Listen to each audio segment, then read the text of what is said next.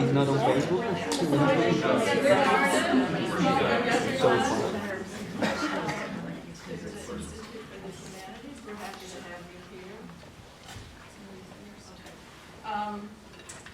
Before we start today, I thought I might say something about the current moment, just on principle, and in the aftermath of this election, we're facing a lot of different uncertainties and threats, to our values, our work, our democratic institutions. So I wanted to, as the director of the Institute, I wanted to say that the work of the humanities is ever more important in this changing climate. History, language, critical thinking, free expression, open debate, they're all going to be keys to the road ahead. And here at the Institute, we try to foster discussion and debate in various different kinds of forums, and I'm very proud to say that I think we've become an important home for the humanities on campus. But I would like to challenge all of you, faculty and students, to think about, as you go forward, the ways that we can defend the humanities in the wider university in the face of what are certain to be existential challenges to our faculty, our departments, and our ability to educate students. If nothing else, I think this election has been a call to action on many fronts. And in your teaching and in your scholarship, you are going to be critical, I think, to building what I hope we can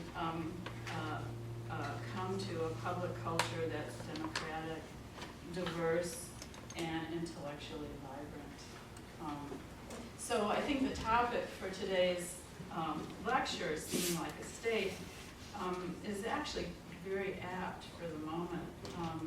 And in his description of his fellowship project, Blake Stimson says that his subject, the world-leading modernist photographer Paul Strand, was given the charge to demonstrate in an objective manner the possibility of a social regimen whose justice is rooted in all men working and all equally obtaining the satisfaction of their needs. And I think we only need to change the pronoun to update this call to action. So with that, I'd like to ask Walter Van Michaels to introduce our speaker.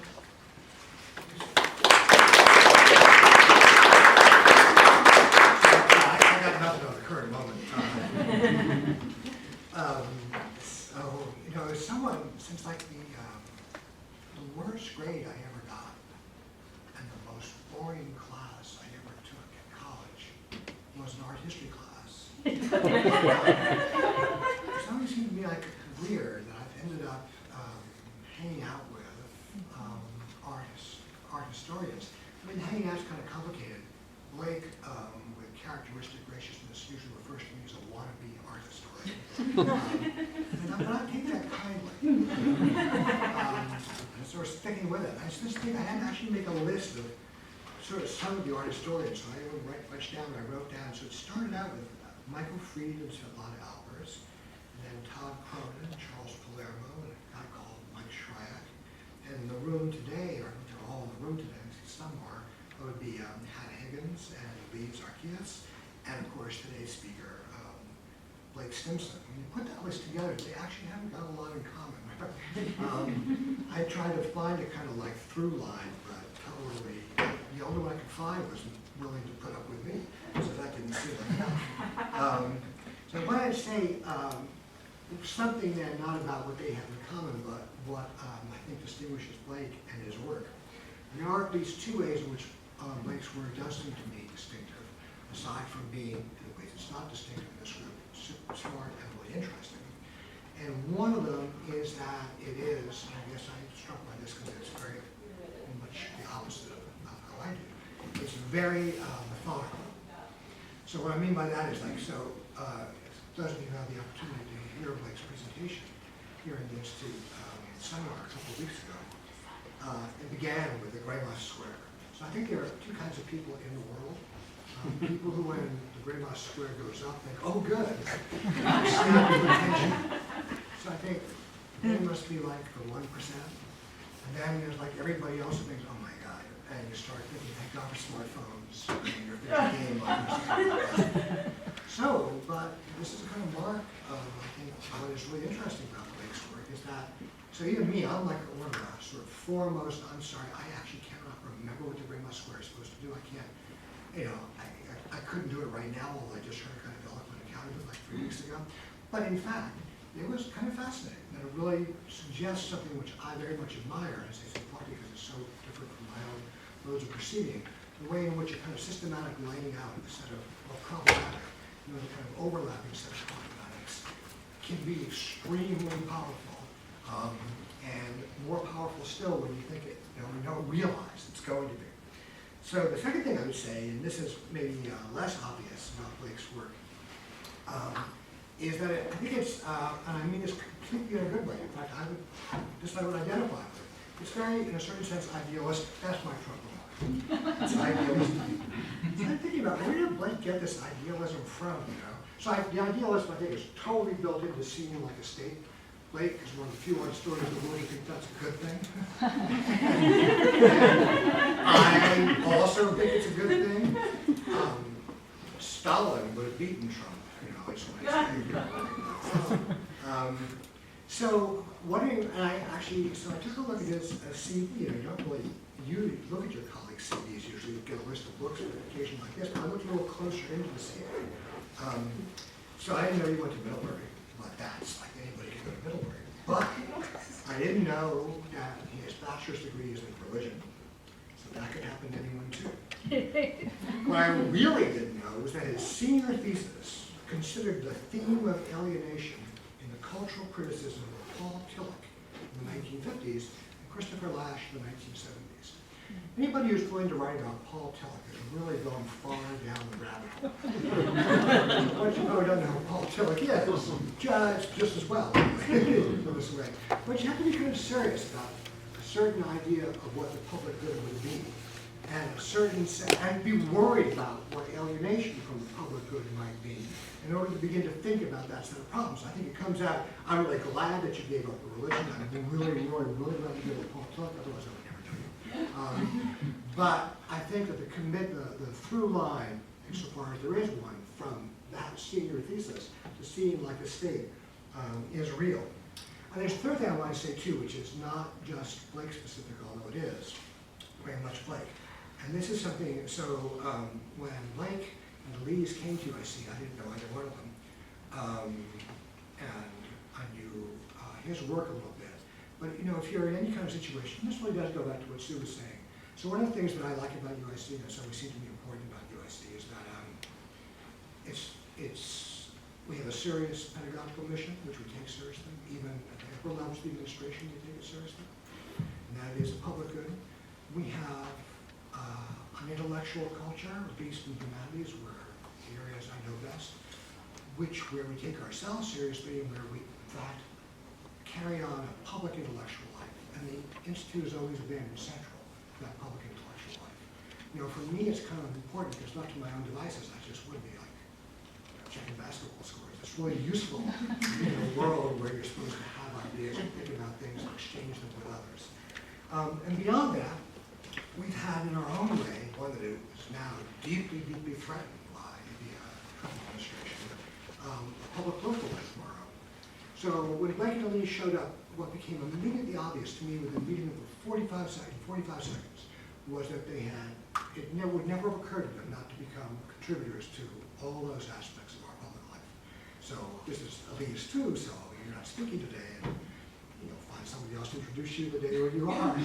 But I understand, both of them made, I think, to me, a tremendous difference, not just as art historians, but as public intellectuals, and not just as public in a real sense, not like going on a radio public, but public in living a public intellectual life with all the kind of entailments that has in our institution. And that's something I'm extremely grateful for. And that's something that I think it is true that we need to maintain over the next half century, which will be difficult to do. So more formally, having said how much I appreciate that, Blake Stimson is professor of art history at the University of Illinois, Chicago. That's us. He came here from the University of California, Davis. He's the author of many, many essays in journals, just to get a sense of it, from Art Forum to the New York Review. And of 2 books, The Pivot of the World, Photography and its Nation, and Citizen Warhol, published in 2013. He's a co-editor of several volumes, the most recent of which are The Meaning of Photography with Robin Kelsey, and Institutional Critique, an anthology of artist writings with Alexander Albero. His subject today is Paul Strand, whom actually I love and have always loved. I was first introduced to his work seriously by Jim Welling, photographer whose work I also love. But the thing I love most is his title is, well, it's not up there anymore, but you all know it by heart, Seeing Like a State. So you're welcome to this.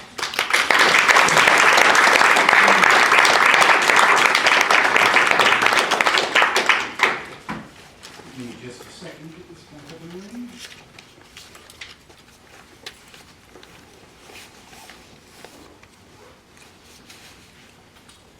Okay.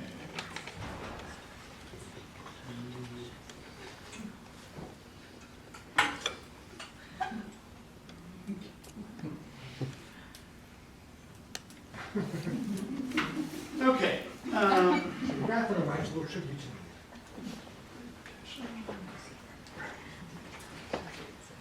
So just to respond briefly to that very gracious introduction by Walter, let me say, first off, there'll be no grandma squares today. You'll be happy to hear. Secondly, one of the things that I'm most endeared to about Paul Strand, who I'll be talking about, is that he was a certain kind of committed Stalinist. Indeed, very much so from 1933-34 when he was in Mexico up until his death in 1976, and very much an anomaly to his friends and lovers and the community that he was part of, particularly after 1939, when the Hitler-Stalin non-aggression pact happened, after 1956, after 1968, he continued to hold on to it. So this is part of my interest in him. He's not a Stalinist in the way that we normally think of the term. I won't, I guess, say anything more about that for the moment.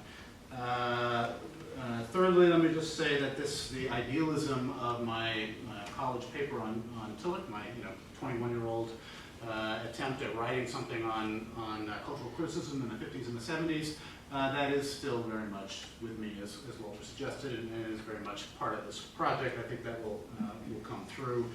And then the last thing I'll say is that perhaps similarly or in parallel, the best and worst classes of my college education were literature classes. So what I'm going to do is begin with a brief introduction and then launch into the proper paper itself. I put this up here to, of course, to try to address a little bit the moment.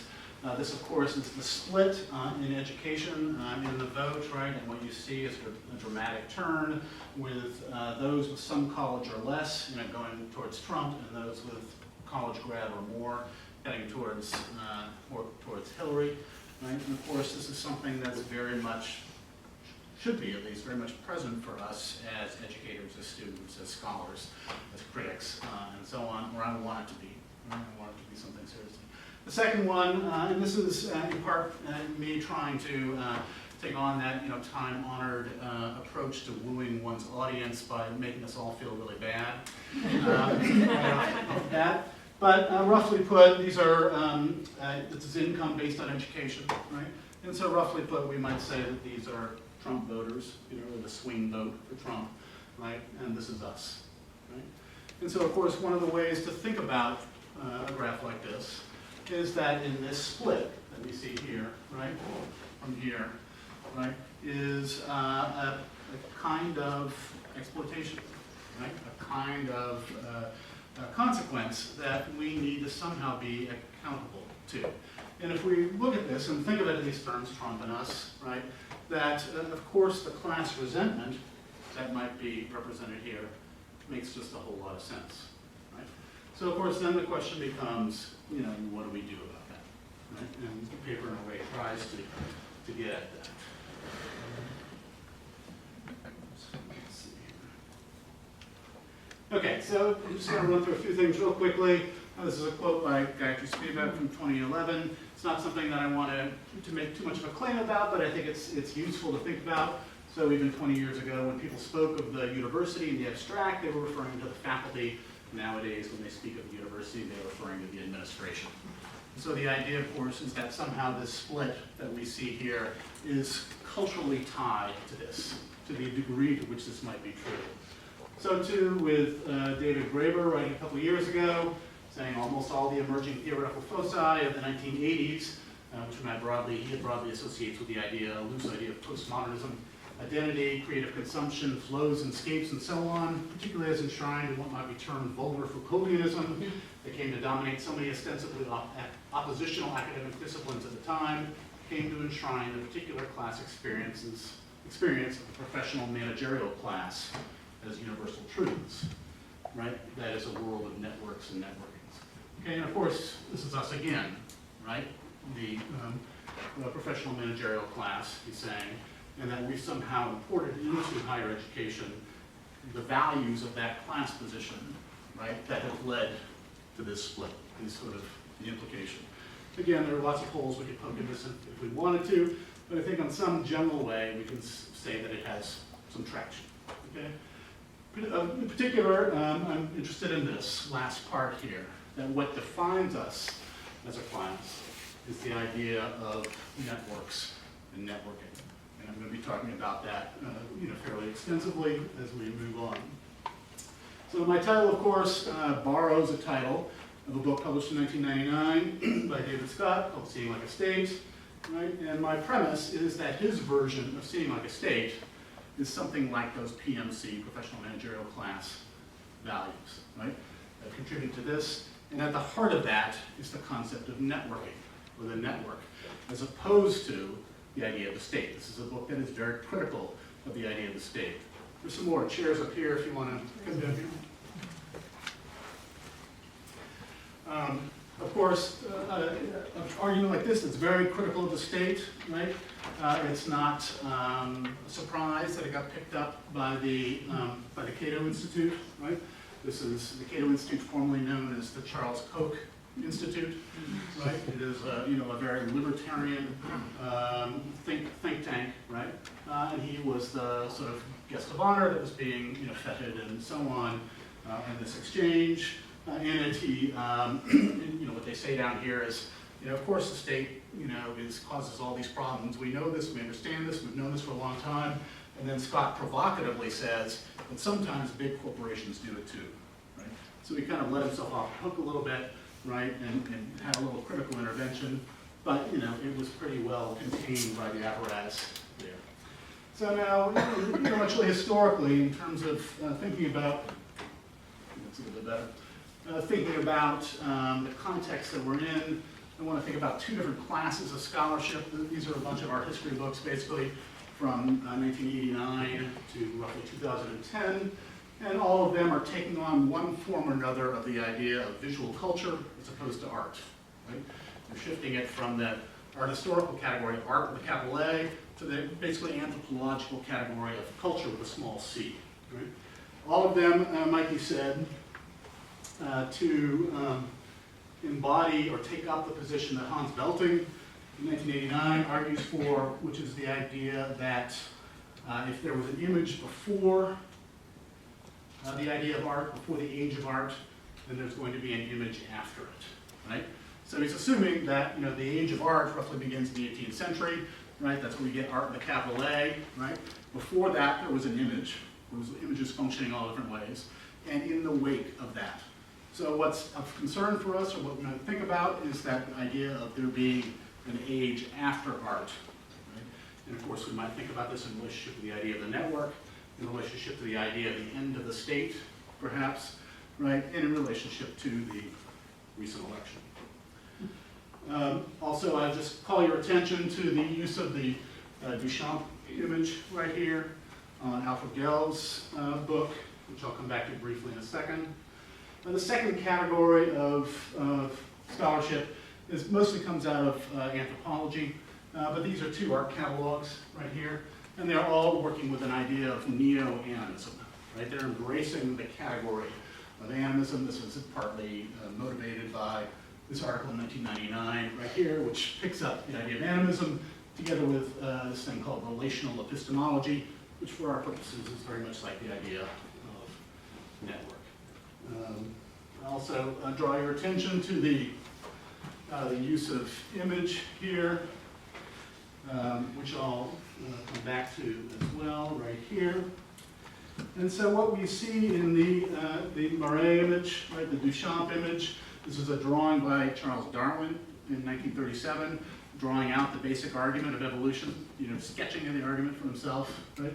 And this is a set of images that go together by Bruno Latour that's really illustrating the idea of actor network theory, right? And this is the idea of the actor network here.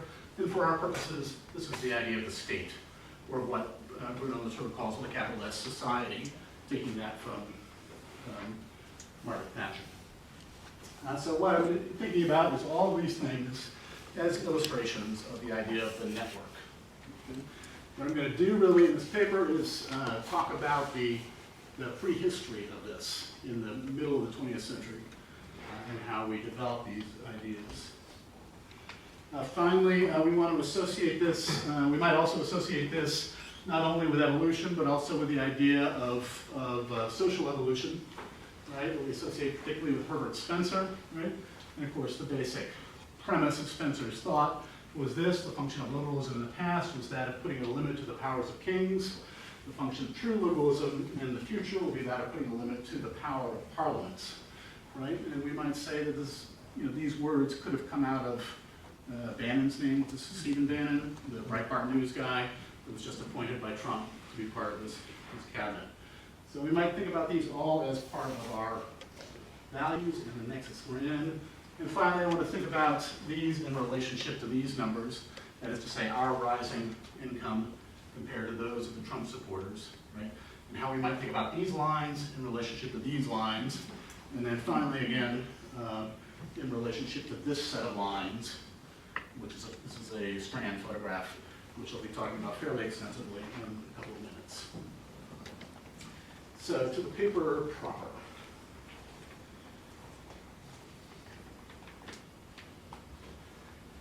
Okay, rightfully enough, I get teased a fair amount for not doing what it is that we art historians are supposed to do.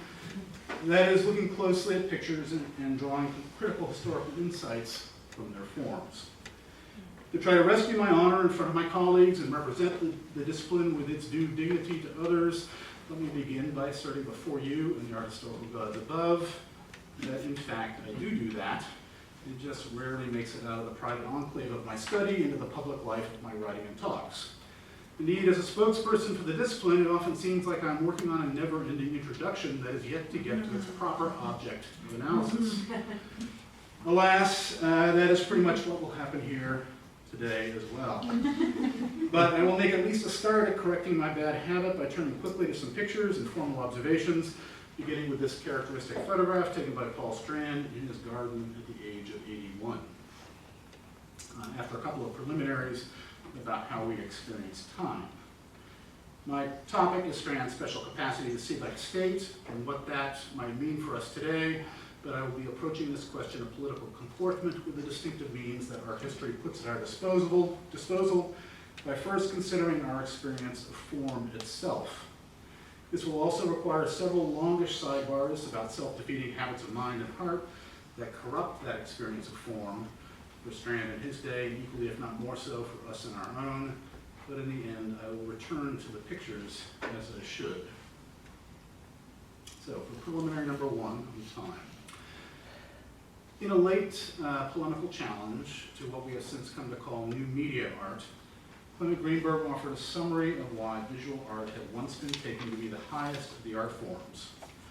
Contrary to the reasonable expectation that we might have for any experience of anything, he said, good visual art, quote, dismisses the factor of time. He wasn't suggesting that art is timeless in the silly, ahistorical way this is sometimes used, but instead was referring to how we experience time phenomenologically when we encounter different types of art. The stage, the concert hall, the literary recital, the printed page require more or less extended attention. Drama, music, dance, literature take place over time, not just in it. Visual art is instantaneous, or almost so, in its proper experiencing, which is of its unity above and before anything else. There is a suspicious sounding and normative emphasis here on proper experiencing, of course. But if we hold our judgment for just a moment, we can see that it is intended to describe something specific that is not only reducible to the taste of dead white European men and us as the privileged class of their university-trained heirs. What he meant was that while we might well appreciate this or that feature of detail in any art, its color or costume or personality or rhythm or denouement or punctum, say, what visual art does when it does its job properly is to crowd the experience of all such available qualities together into a single point in time, in a single point in time and space, like, he said, making innumerable angels dance on the tip of a pin. It's not that color, rhythm, personality, etc. don't have their own individual charms, of course, but for meaningful visual art, each of these is secondary. Any such excitation or interest is, he said, a subordinated pleasure or satisfaction, not to be compared with what's gotten from a visual whole. This ideal of instantly available unity, bursting forth in a moment of revelation and rising above the considerable but mundane pleasures of its parts, has been around for a long time. It was there in the 20th century psychological notion of the Gestalt, for example, or the Enlightenment category of the aesthetic, or the Renaissance idea of the human, or the Platonic concept of form.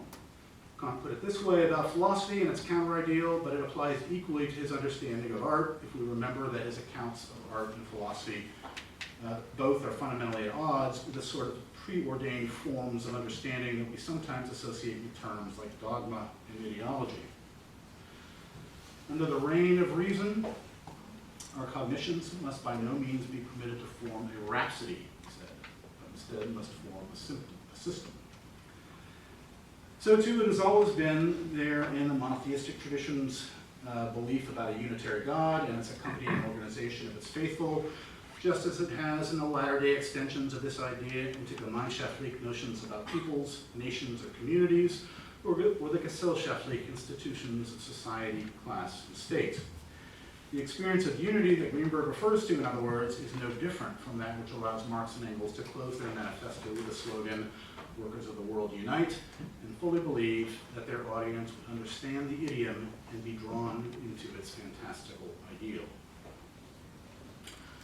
Of course, Greenberg's manifesto, like Marx and Engels, also assumes that it is in a life or death battle with a powerful and threatening counter-ideal, that of subject positionality, as we might be inclined to put it, or the individual experience of rhapsody as Kant had.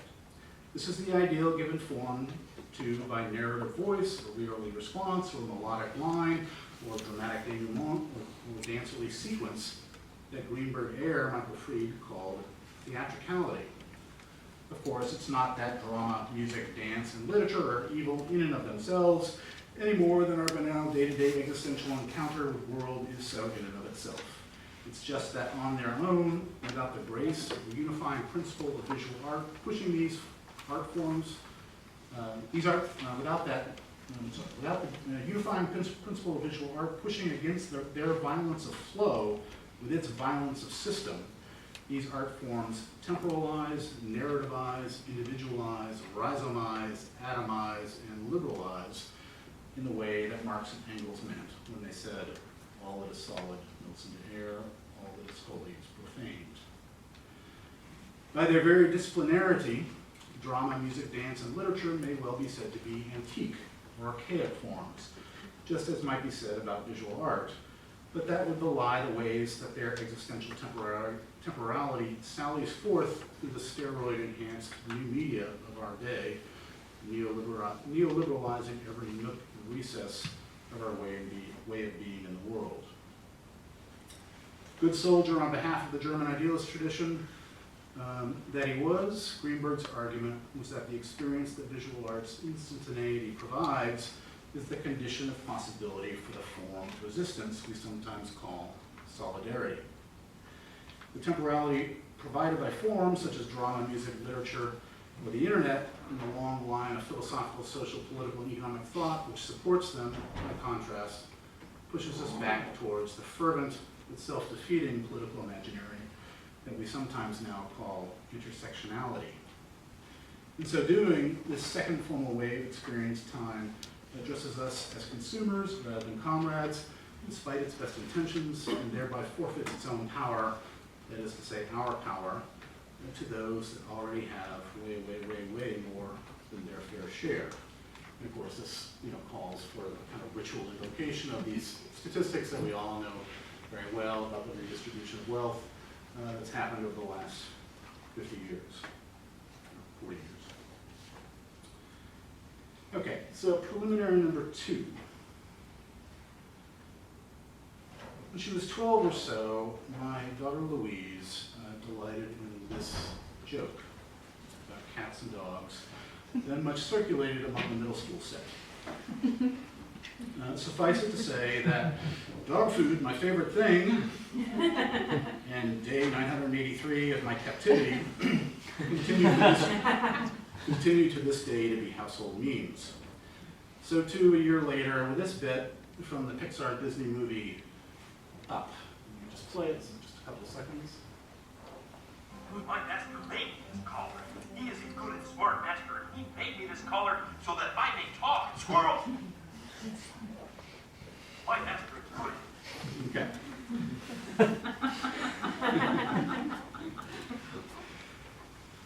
Funny always means something, of course, and what I take Louise to have delighted in was an experience of her own emergent adolescent power.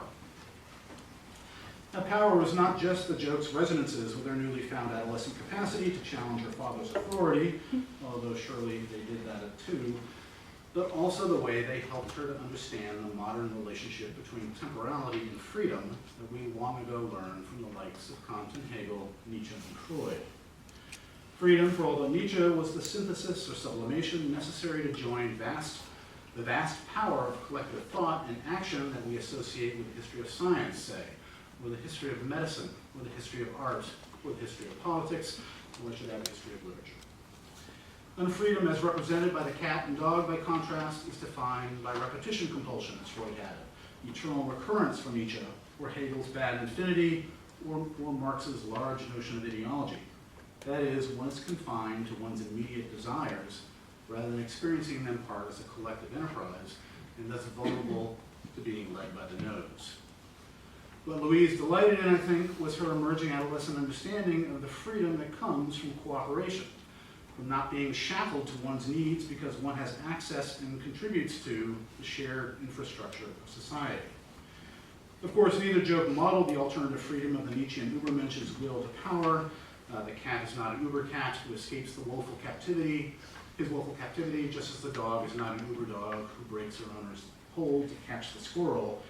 But it can be said that such a freedom was already modeled well in many other parts of Louise's young life.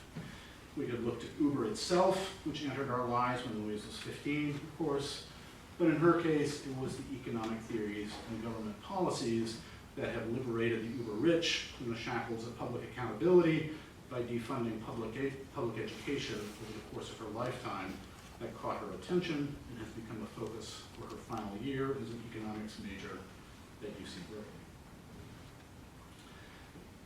So when it is properly experienced, the magical unity of innumerable angels dancing on the tip of a pin frees us from the existential experience of rhapsody, that of the cat's day in, day out rhapsody of oppression, or the dog's moment-to-moment rhapsody of interruption, or that of the fleshly unfolding given to us in drama, music, dance, literature, and the internet, by offering us a way to experience ourselves as the society that Margaret Thatcher famously said doesn't exist.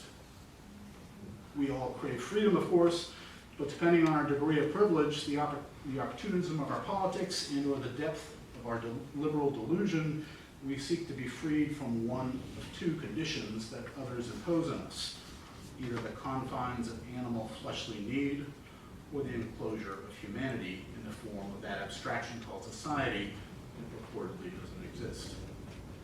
We might take Hillary Clinton and her predilection for private email servers and private banker audiences, and pretty much everything about Donald Trump to stand for the latter freedom.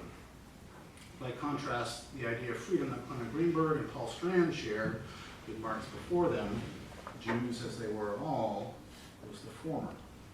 This higher freedom, the freedom from animality, takes on different forms, of course, which we will come back to. But for the moment, the question is the miraculous advent of such freedom in the first place.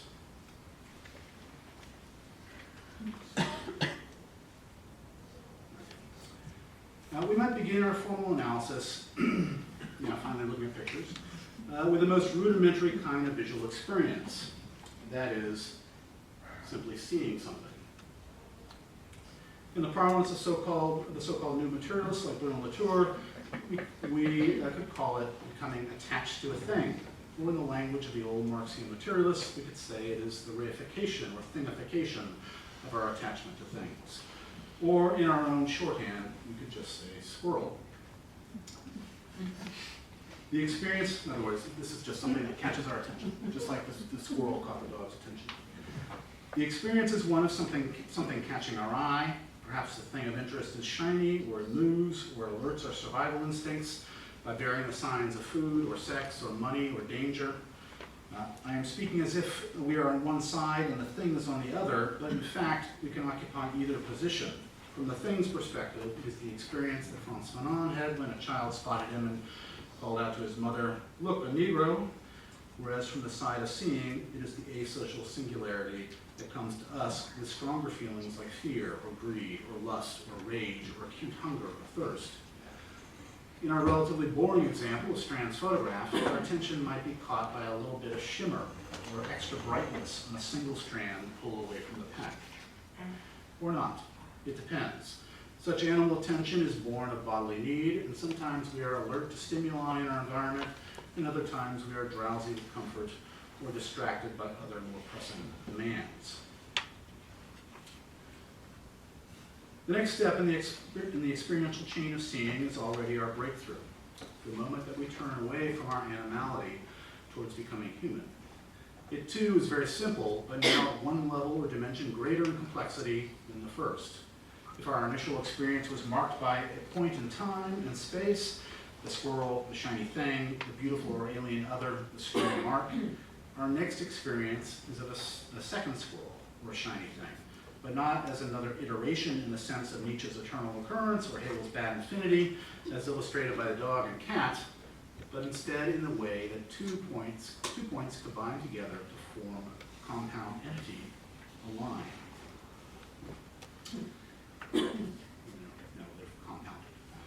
With this rudimentary advance, we get a lot. The concepts of time and space become available, and we attain the power of abstraction. These three tools, time, space, and abstraction, the abstraction of categorical or formal thinking, are themselves the fundaments of our reason.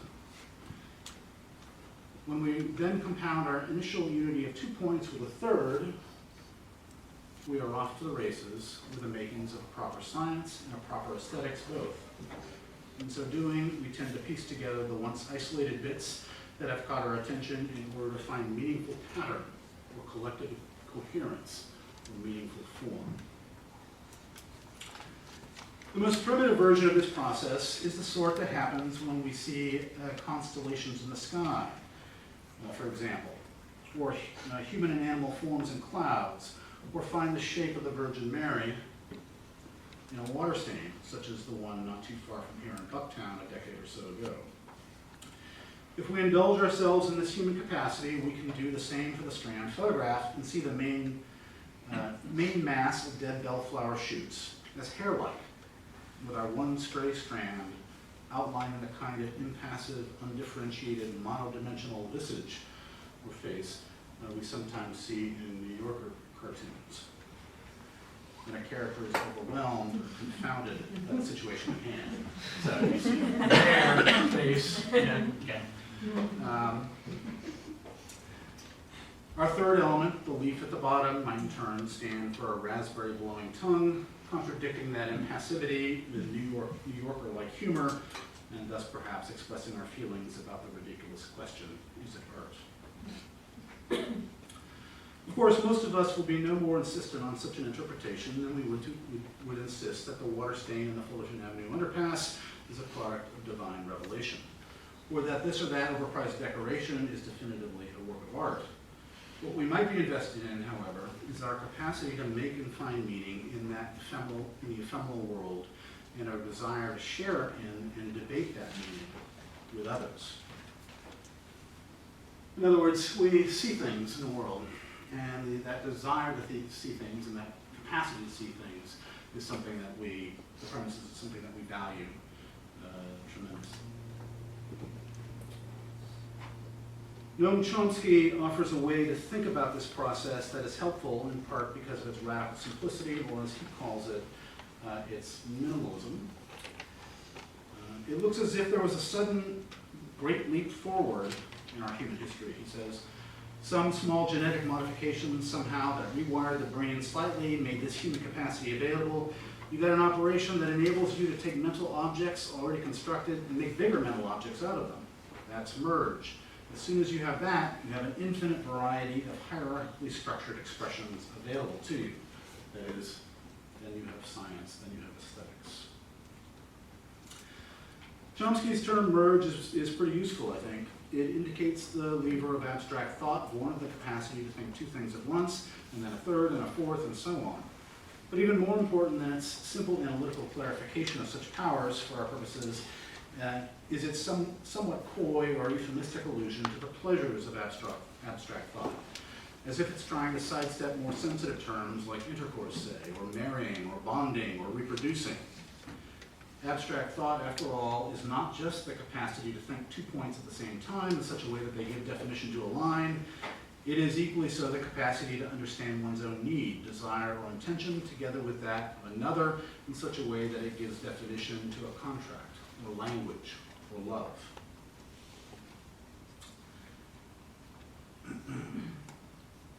This social dimension is there grammatically in the first person plural pronoun we. It's there in the principle of communicability itself that resides in shared forms, knowledge, memory, and understanding. And it's there in the erotic, reproductive, biosemiotic thrill of merge itself. That is, this is itself both concrete and an abstraction. You and I are not the same material being. We do not inhabit the same skin.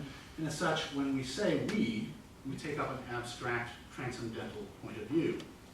But that transcendental view is also the same thing that happens when we speak in earnest of love, or when we imagine there to be truth in the French saying that sexual climax born of lust is une petite mort, a small death in which we momentarily let go of the boundary defenses that maintain the ego function of our solitary selves and cathartically, ecstatically merge with one another.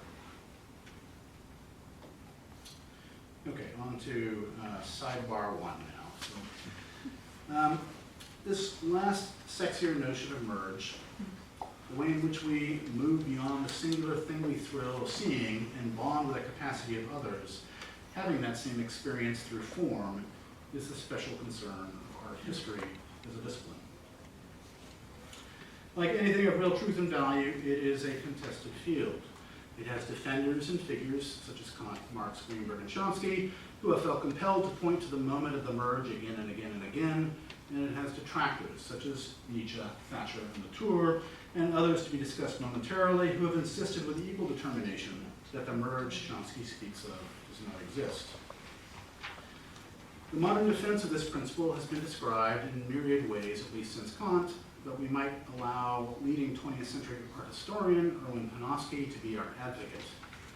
For example, writing to a colleague about anthropologist and archaeologist George Kubler's 1962 book, The Shape of Time, Panofsky wrote, "I am the last to deny Kubler's contention that every man-made object produced with a purpose is, or rather can be, a legitimate object of art, art historical or art critical investigation, if and when it has an aesthetic intention together with an infinite variety of others.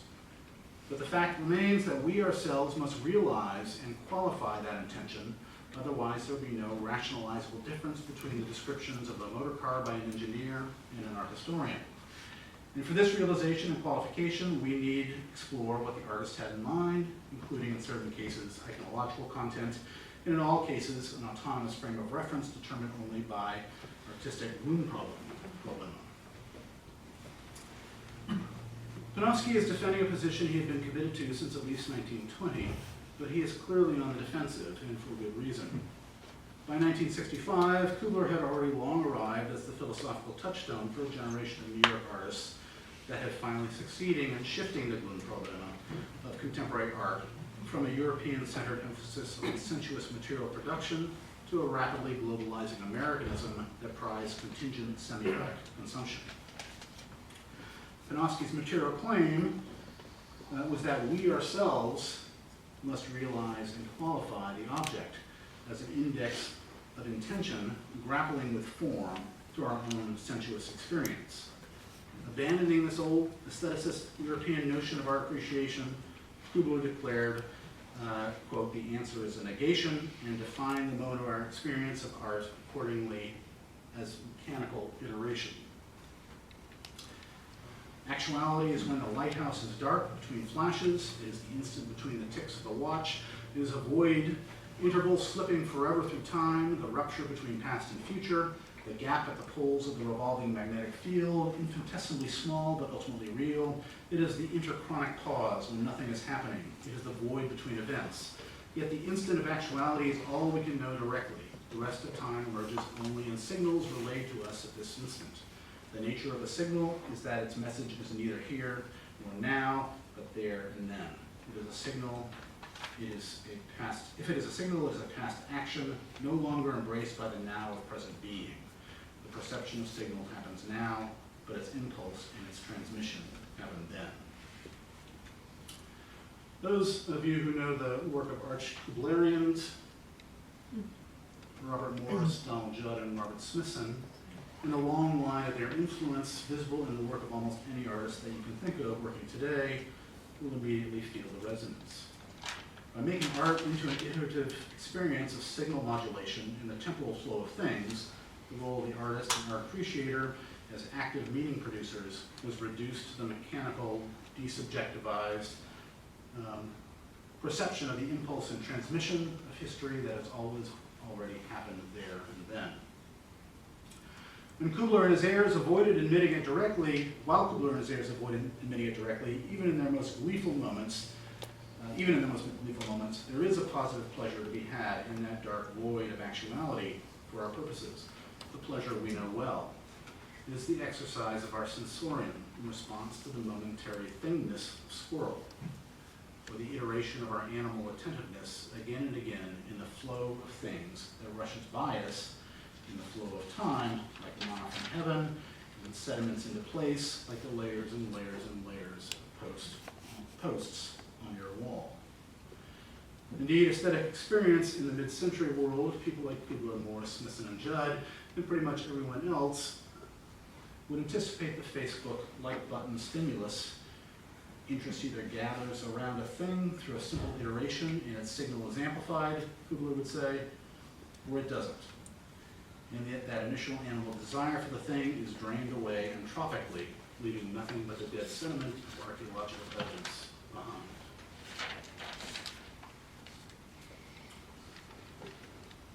How one squares one's jaw or casts one's gaze in the world is not a sufficient measure of anyone's practice of pleasure, of course, but I do think this comparison between Panofsky and Kubler gives us something.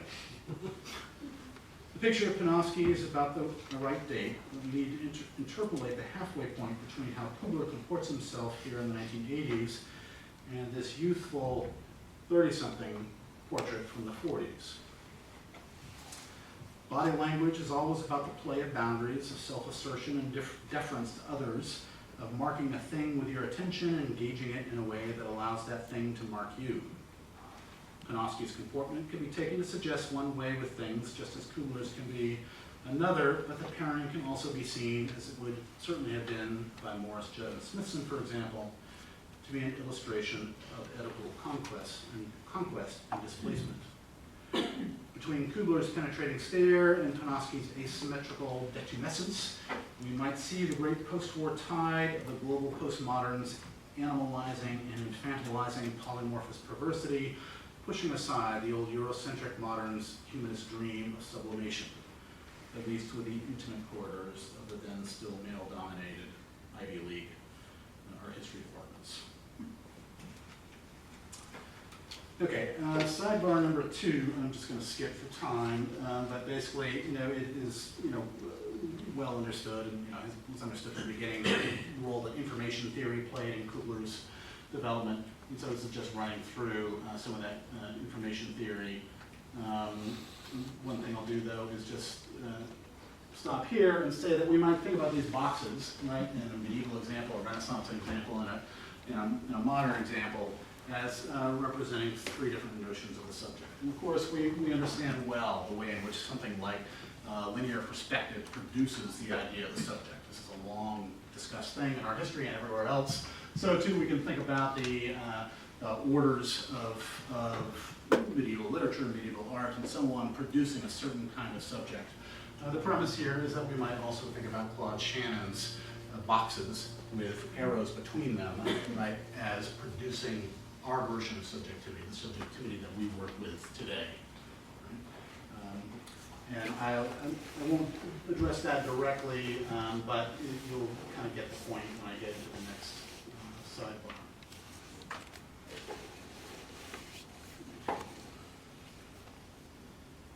Okay, so sidebar number 3, this is on philosophy. It is sometimes said that the single most influential philosopher of the 20th century was Edmund Husserl, even if he was so first and foremost as a negative example. For example, both Husserl's student Heidegger, here we see the 2 of them on one of Husserl's so-called kind of infamous or famous quote-unquote philosophical walks in 1921. And Heidegger's most influential heirs, Derrida and Lacan. And here we see Heidegger at Lacan's house in 1955. Matured, so both Heidegger and Lacan matured by feeling the need to do to Husserl what Kubler did to Panofsky. That is, to find themselves in oblique Oedipal opposition. Husserl's philosophy was the last hurrah of the 19th century's scientism that gave rise to the 20th century's reaction. In a description of his own method as a phenomenologist, he said, "I move out of the naive and natural practice of taking this or that position to one of holding back from it, and I become, as mere spectator, an observing ego." Right? That is to say, he abstracts himself into the position of objectivity. Right? He brackets his own subjectivity. In that detached, objective, spectatorial position, a position very much understood to be the position of God after the death of God, the phenomenologist was to bracket out immediate bodily experience in order to generate a kind of purified, disembodied transcendence.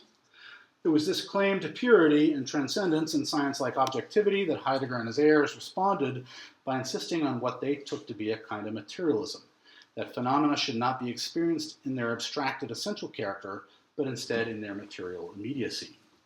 In this way, Husserl's bracketing was simply flipped over to become its opposite. Instead of bracketing out existence to find a purified essence, the new school, Heidegger, Lacan, etc., the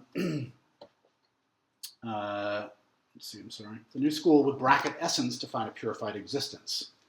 Writing in 1963, Heidegger recalled his formative transition in the early 1920s at So, Husserl watched me in a generous fashion, but at bottom in disagreement, as I learned one thing. What occurs for the phenomenology is thought more originally as the unconcealedness of what is.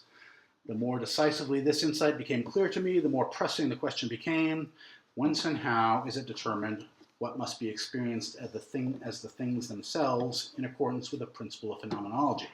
Is it consciousness and its objectivity, as Husserl would have it, right? Or is it the being of beings in its unconcealedness and concealment, as Heidegger would have it? Thus I was brought to the path of the question of being, illuminated by the phenomenological attitude. What was at stake in this shift from old school essence to new school existence, from consciousness and its objectivity to unconcealedness of what is, was a theory of freedom. For the old school, freedom was to be wrought from the transcendental position, from seeing the big picture, from knowing something about one's relationship to the world and acting accordingly, roughly put from science, you could say. Freedom was to be born of concepts and institutions like science and society, justice and the state, consciousness, subjectivity, and objectivity that are only possible when we bracket our immediate animal desire or need. I cannot treat you as a subject or citizen or being deserving of justice unless I can see outside my own immediate bodily impulses. For the newer Heideggerian school, freedom can only ever exist by bracketing out old school concepts such as subjectivity and objectivity, or the nature of man, or reason, or society, thereby leaving a thingly selfhood freed from conformity and accountability to such hoary metaphysical abstractions. The crucial question, in other words, was no longer the dialectical relational one of science or jurisprudence or philosophy, in which understanding moved outwards in ever-enlarging, ever more comprehensive consciousness, but instead was to rush back inwards by asking, as he put it, as Heidegger put it in a lecture to the Bavarian Academy of Fine Arts in 1950, what in the thing is thingly, or what is the thing in itself? We shall not reach the thing itself in itself, he said, until our thinking has first reached the thing as a thing. That is, until we have bracketed the noise or cleared away the pneuma of reason or knowledge or society or science that shrouds its pure bracketed, isolated thingliness. In other words, where Husserl was the scientist of all scientists who used the idea of bracketing to free empirical experience and conceptual understanding from the biases of embodied or thingly need, say in the manner that we do when we say that global warming is objectively a problem, even if we understand ourselves as subjectively the leading beneficiaries of that warming. Heidegger was the artist of all artists who used bracketing to free things, including our own embodied thingliness, from the metaphysical and socio-political burden of that very same conceptual understanding. Responding to the so-called Meine Declaration by 18 Nobel laureate scientists, including Werner Heisenberg, shortly after his visit to Lacan in 1955, Heidegger skipped over the main concern about the nuclear deterrence argument being, as the statement here says, a delusion, and that without a political solution, they say, we will cease to exist, and instead honed in on their stock and trade bromide that science as a whole should not be condemned, that it might also realistically be a path to a happier life. No, he exclaimed in response, exclamation point. Such a relation of man to the world, developed in the 17th century, first and only in Europe, was altogether alien to former ages and histories. In lieu of the scientist's modernism, Heidegger insisted, what was needed was a return to a pre-modern, quote, releasement toward things and openness to the mystery. This was a profoundly romantic project and a profoundly conservative one. It rested all authority in the way things are or assumed to have been, leading famously to his embrace of the archaeological or folklorist politics of National Socialism. Even more so, however, it was a deeply liberal project, one that bracketed social understanding, leading to the gale of his influence after the war and onwards to our own day now. And of course, it's pretty easy to think about these different points where his influence rises, and of course where Engels falls, and so on.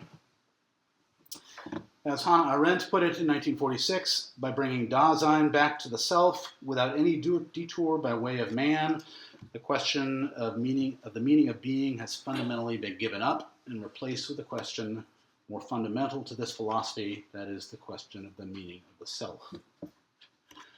Freedom was not to exist in shared abstractions like the rights of man, or in fussy check and balance institutions like science and democratic constitutions that might seek to embody, enforce, and extend those rights through check and balance mechanisms and the distribution of power.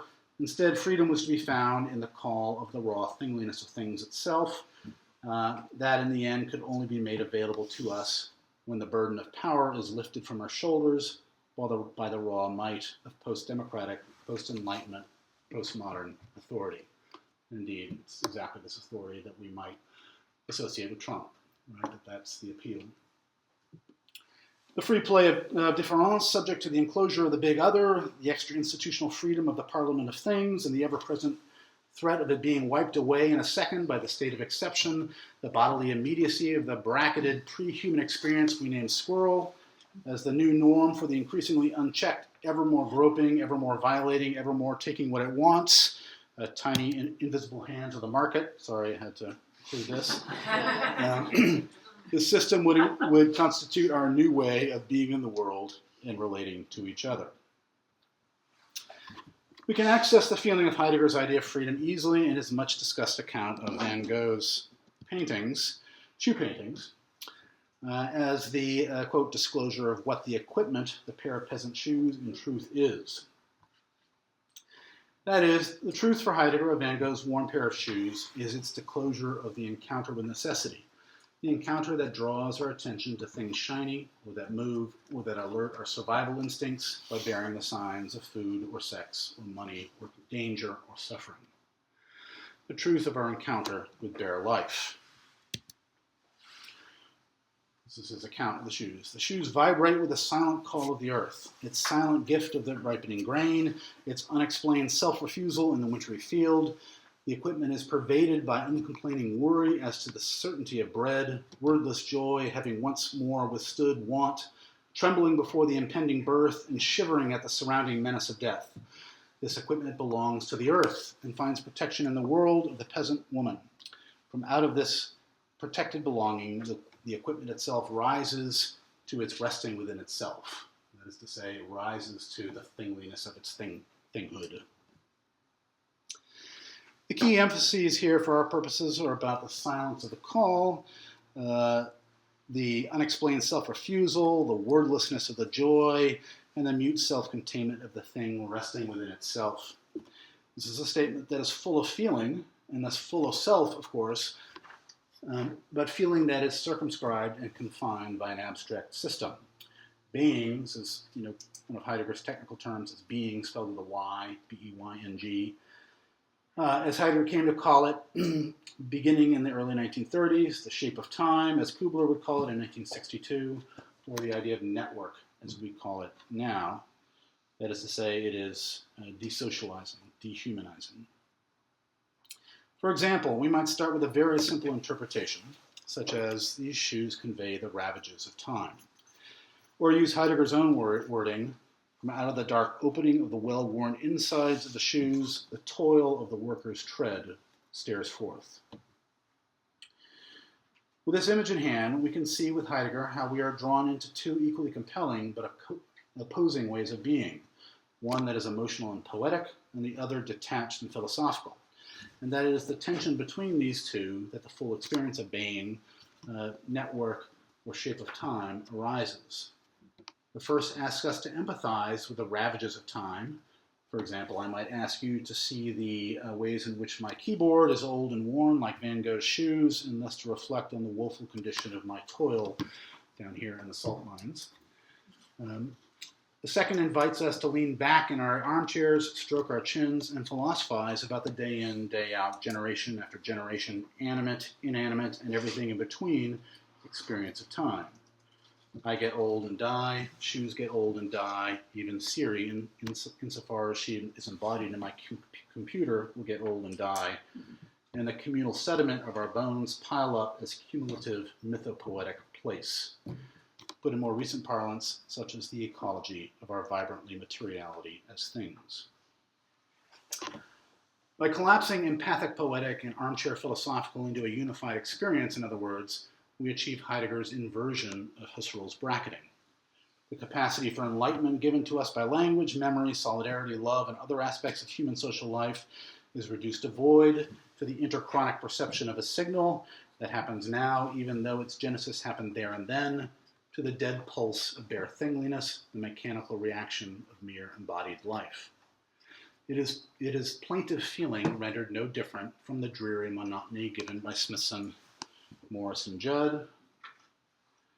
There is no language, no art, no philosophy, no humanity in its conventional sense, but instead merely the now sharp, now dull, here cloying, there impassive, now zero, now one, mechanical signal of animal fleshly need, of trauma and desire, of sleepfulness and wakefulness, of hunger and satiation, of death and life and death again.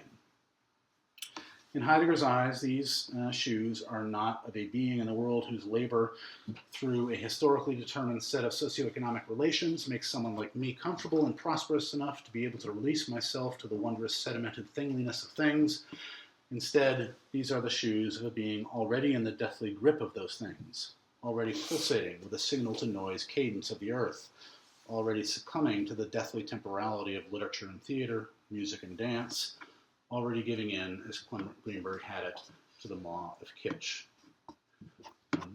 And so for art historians, I don't know, others may disagree with this, but when you look at this painting by Van Gogh, it often strikes me as the kitschiest possible Van Gogh painting, right? That it appeals to your sentiment in such a uncomplicated way that it registers as kitsch. No different from a sacrificial lamb or the chicken or soy product you ate for dinner last night. In other words, the being of these shoes is a being protected from the calculations and sociality of human self-determination by having been reduced to the temporal cadence and sedimented placefulness of brute materiality. I should probably try to move on here. I'm running late. But maybe I can just try to summarize where I'm going with this. So, the idea of the path, the wooden path, is a key theme in Heidegger's thought. And this is a term that basically translates as forest path, but it also translates as the idea of going nowhere. It's the idea of being kind of stuck in a loop, right?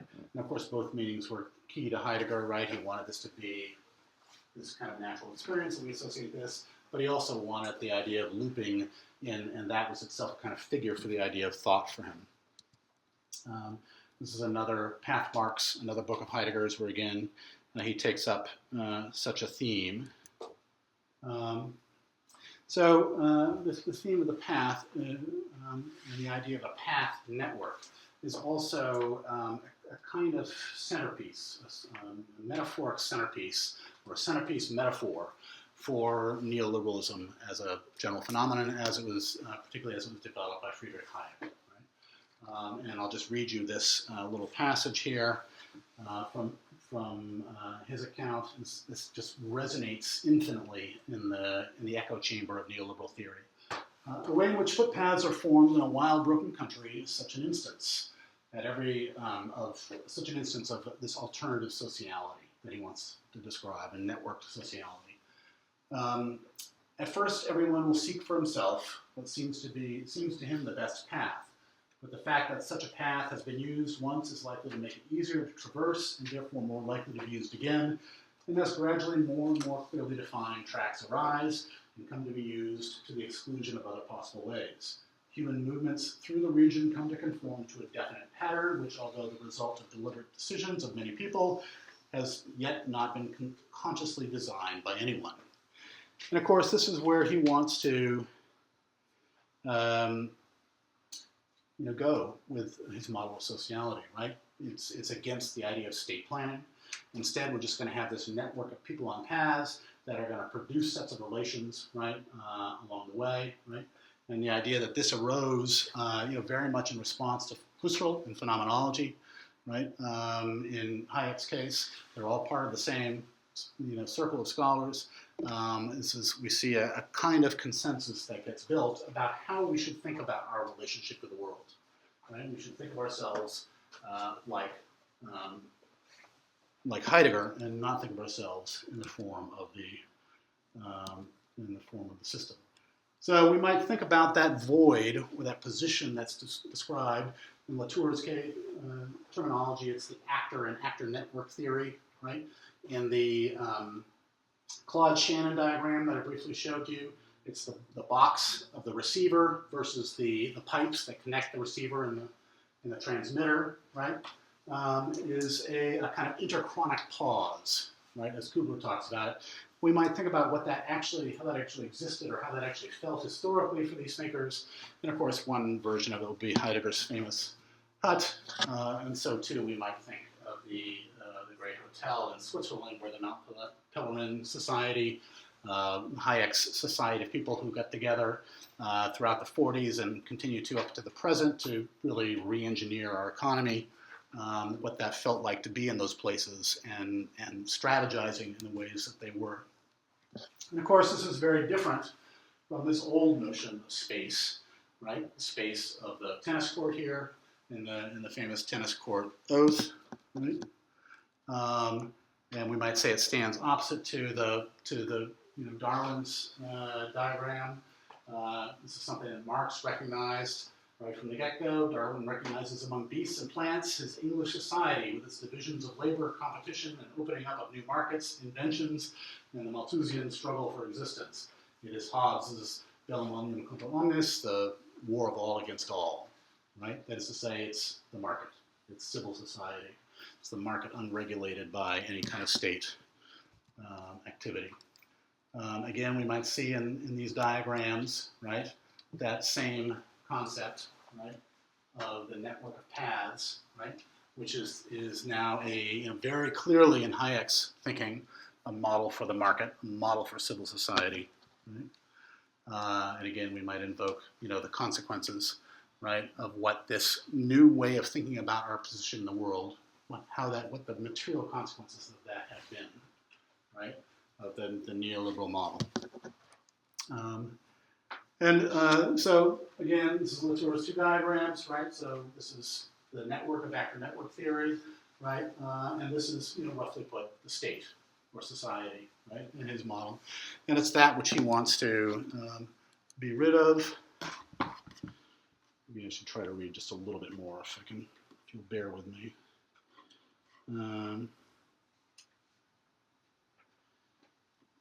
Okay, yeah, this is the last couple paragraphs. So what is missing from the social Darwinian footpath network model given to us by Heidegger and Hayek, by Wiener, von Neumann and Shannon, by Kubler and his acolytes, Smithson, Morris, and Judd? We might also call it a shape of time. Latour's oval will do to define that shape, as will David's tennis court. At bottom, they stand for an idea of publicness that cannot be made sense of through any manner of linearity. Once you have a line, you enter into the flow of time, and thus into the private realm of individual intention. Such is the bulk of our lives, of course, but what is wrung out of us, as if it were our last breath, is the old pneuma of God, the pneuma of the society that Thatcher told us does not exist. God and society both have been means, have both by their own means been versions of suffocation, of course, but what they have stood for at their best is the capacity to have relationships with each other that are not merely transactional, but also reach in earnest for principles like justice or truth, in the sense of granting another the benefit of the doubt or love. Right? In other words, if we're in a network like this, when we think of ourselves moving through time, and we encounter somebody, right? And that's a moment where something happens, and you encounter somebody else, and something happens, and so on. Each one of those encounters is transactional, right? But what that does not allow, that can allow for interpersonal justice at some level, but that doesn't allow for any larger notion of justice, right? And of course, it was those notions of justice that led to the 20th century welfare state, right? And it's exactly the collapse of that we see in the incredible statistics of the redistribution of wealth, right? The massive, massive, massive redistribution of wealth that defines our time. right? And the premise is it's really because we learned in the middle of the 20th century to think like this, right? And what that did was to actively displace thinking like this. Okay, last paragraph. It is precisely this faith in our capacity to hold such principles of sociality in common that drove Paul Strand's mature project. It is what allowed him to look out in his garden at the age of 81 and see form as a process of what Chomsky calls merge, rather than merely the intersectionally defined position of an actor in a network. There are many pictures of this sort that see lines not as indicators of being in time, but instead as a manner of organization, like angels dancing on the tip of a pin. There are many other kinds of pictures too, in Strand's oeuvre, of industry, agriculture, architecture, labor, social gatherings, etc., that all pursue form, the question of form, how parts are related to each other, in the same way, the same uncorrupted way. But I will end by asking you to look at a series of his mature portraits. The usual term to define the prevailing quality of these portraits is dignity. This is fair enough, but what interests me more is the distinctive reciprocating gaze that he drew out of subject after subject after subject after subject. There is much to say about how he did this and what it meant, but I will leave you. What I'll leave you with is just one thought: that what we are asked to see in the reciprocal gaze of a picture like this is the challenge of form, the challenge of principle, the challenge of a philosophy of right, the idealism, perhaps, that Walter spoke of in the beginning. And in so being, it is a challenge. It is challenging us to see like a state, like what a state should rightfully be. The end. Thank you.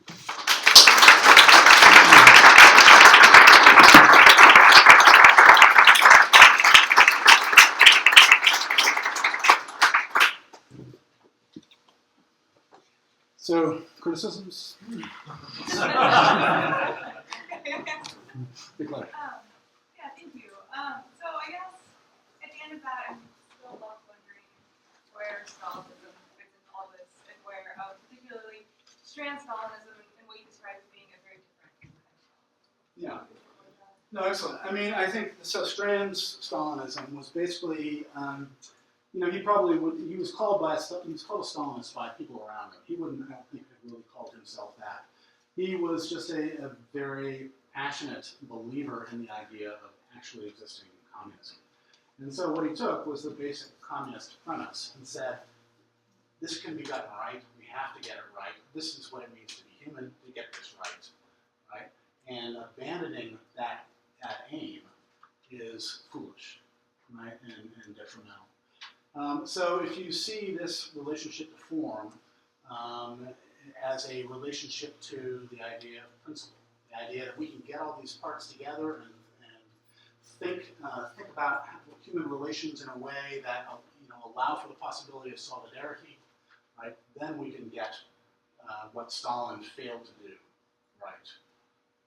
So he was, it's better to call him, a Stalinist because that's what he was called, right? And more to think of him as just a full believer in the communist principle and trying to pursue that on the level of art, on the level of ideality, rather than through the bureaucratic apparatus, the Stalin administration. With that though, it adds in with this kind of confounding a variable of the different quality of seeing Stalinism and seeing the revolution that it departed from. Because if there is this other view, the state view, always in the American left, as in all things American, there's this and particularly as we see in Nkrumah and stuff. There's this humanism, and a humanism which kind of hangs over over the leftism, where it's also a denial of systems, also a denial of dialectics, but a thing that looks for that unitary whole, good, like strong subject. And so in that case, it's a realism that's different than socialist realism. And so and if there's this, if in our contemporary political moment, we have this one aspect of what the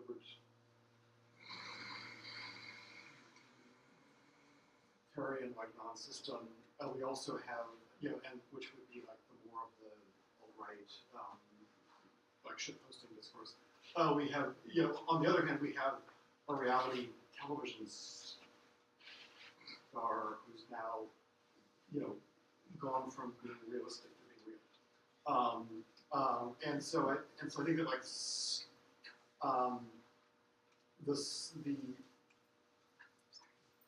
it might be worth it to think about whether the realism of these American humanists,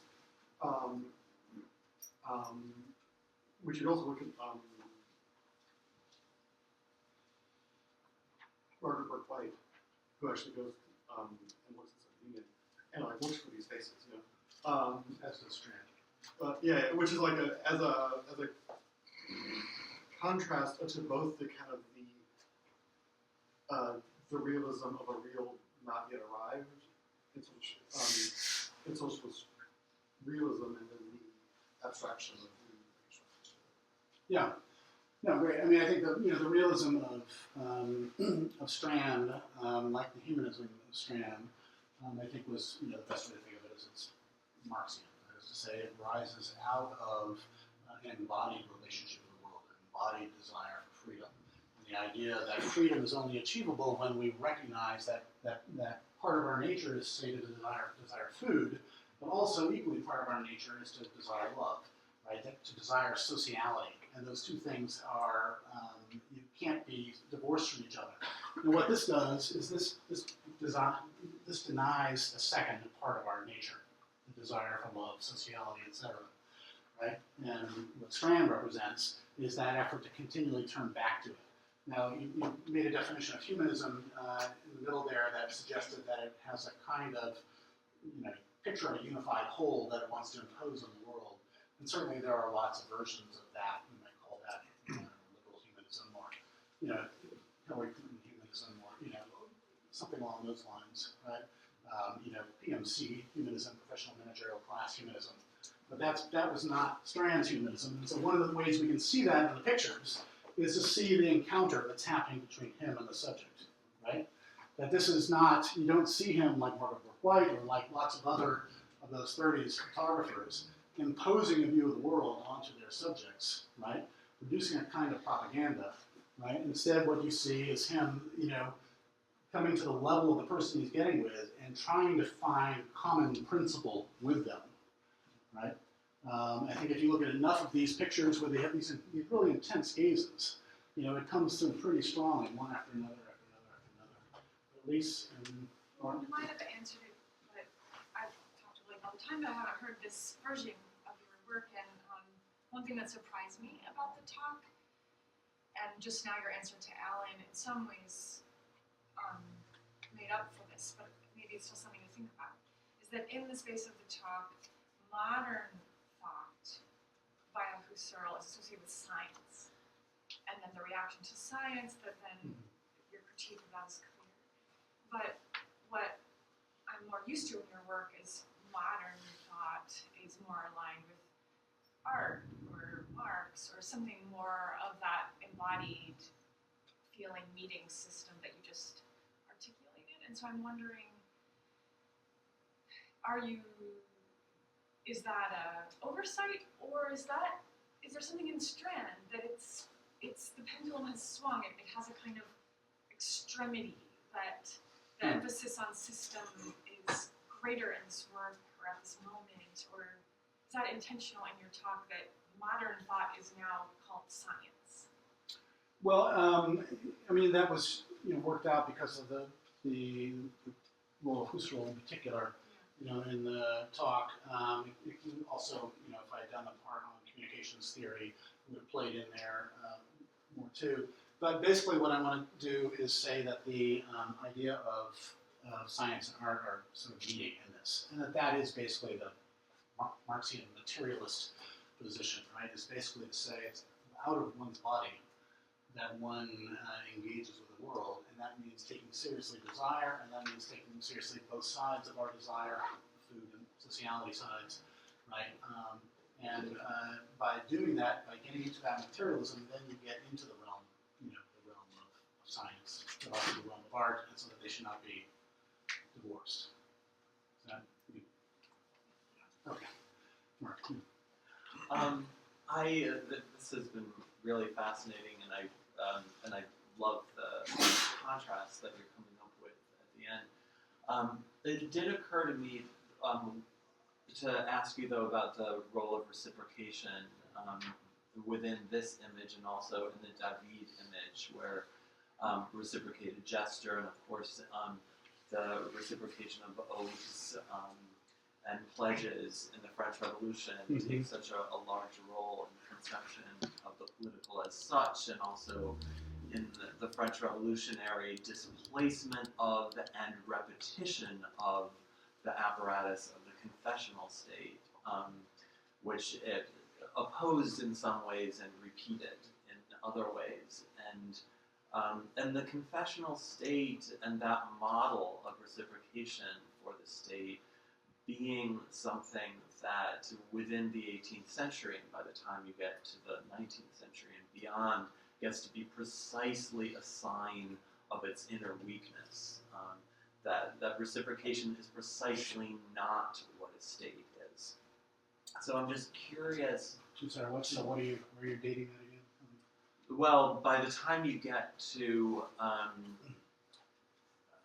even in the 1770s, you have people in England saying, talking about the failure of the confessional apparatus for the state. But of course, by the mid-19th century, and when you get to someone like Bentham talking about the utilitarian foundations of the state, it's radically anti-confessional, radically non-reciprocal. Not that you would think of Bentham as exactly what you want to be doing for a state, but the fact that this is something that is the idea of reciprocation as the if you will, the sort of subjective way of thinking about what it means to occupy such a state.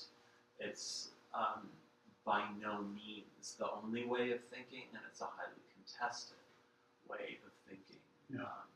So I'm wondering whether that's actually what you want to be doing, and whether David in the tennis court is really the model that you want to be drawing upon, or whether there's something whether there's a little bit more give, or whether there's some other way that you might be thinking about the state by the time you get to Strand. So David is opposed to the confessional state? Where David is actually not at all what Strand is doing.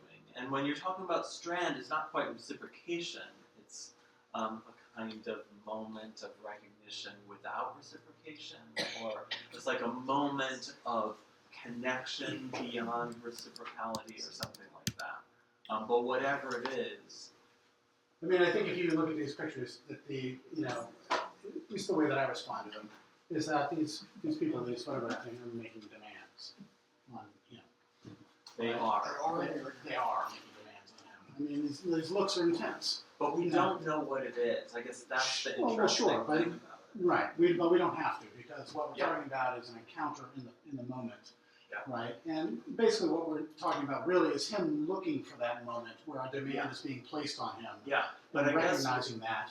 Right, but I guess what's interesting about even your way of phrasing that is your shift to the idea of an encounter, that it's an encounter without reciprocation, or it's something that kind of lifts the burden of complete recognition off the scene of connection between the spectator and the image, or at least that's sort of what I'm hearing Yeah, I mean, this is in a way completely avoiding the whole question of recognition, you know, and it might. Yeah. So I don't, you Right. know, I'm out of my depth a little bit in talking about the confessional state in the 17th century, but in the 18th century, yeah. But if you think about Lebanon as an example of a contemporary confessional state, right, where you've got all these different competing religious factions, right, who have certain amounts of representation in the government, right, and in the end, this is going much more like this model, right. That is to say, it is not about the kind of demand that's being placed here, and basically saying to Strand, I need you to be accountable to my principles, right? Or I need, and addressing that, so that what becomes the site of interaction becomes the idea of principles. What is justice? What is a good society? What is love? Whatever it might be, is the site of encounter, rather than the idea that, okay, you're going to get your piece, I'll get my piece, and we'll work everything out. That's really the transactional model. Yeah. And the confessional state, as I understand it, which again, I may be completely betraying my ignorance here, but I think you had your hand raised before. Yeah, so I have a kind of neat, excuse me, a naive question about Strand, which is like this kind of idea of the side of confrontation, right, or whatever, between the spectator and the image. Yeah. And I kind of see the different ways you might break that out politically, but I wonder, is there like another story that's happening here that's like happening between his early work and these later portraits that is like an aesthetic one that's like not accounted for, like, or maybe you skipped over that part, or maybe I should just know it because I just don't know Strand's work. So that's mine's kind of like an aesthetic question that I think would connect back actually to Professor Cannon. So how does this relate to his earlier work? Yeah, because it seems like there's a incredibly dramatic shift, right, where he's going from like these lines to something like a confrontation or a side of connection.